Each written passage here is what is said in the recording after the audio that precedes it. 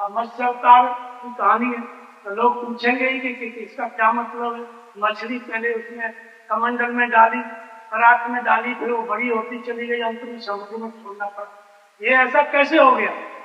और बहुत थोड़े समय में जो राजा थे मनु सत्यव्रत, तो उन्हीं के सामने मत्स्य अवतार हुआ ना। फिर भगवान ने दर्शन दिया कि मैं तो परमात्मा हूं, मछली नहीं हूं। तो कहा क्या करना है? बोले प्रलय होने वाला है, प्रलय के जल में मैं घूमता रहूंगा, मेरी नाक के ऊपर एक सींग होगा, तू अपने भाइयों को लेके, सप्त ऋषियों को और सृष्टि के समस्त बीजों को लेके उस नाव में बैठ जाना और मेरे सींग से नाव को बांध देना। प्रलय की कथा है। ऐसा ही हुआ, सप्त ऋषियों को लेकर के मनु बैठ गए, उसकी नाक के सींग में जो है बांध दिए।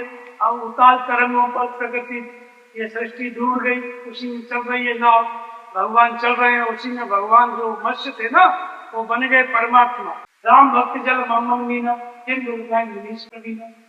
हमारा मन ही मछली है। जब भगवान के भजन में लग जाता है, भक्ति में लग जाता है, तो भगवान अवतरित हो जाते हैं। इसलिए मत्स्य अवतार। मन की अवस्थाएं बदलती जाती हैं जैसे जैसे हम भजन करते जाते हैं।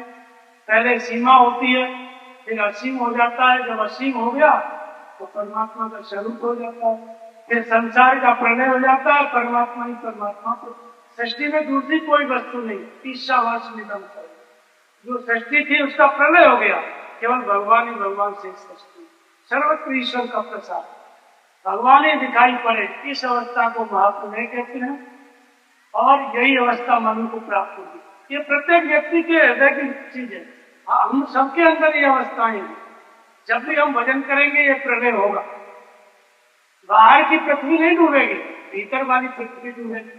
भीतर प्रलय होता है, विकारों का प्रलय होता है, जन्म व्यक्ति के कारणों का प्रलय होता है, प्रकृति का लय होता है। बाहर की प्रकृति जो भी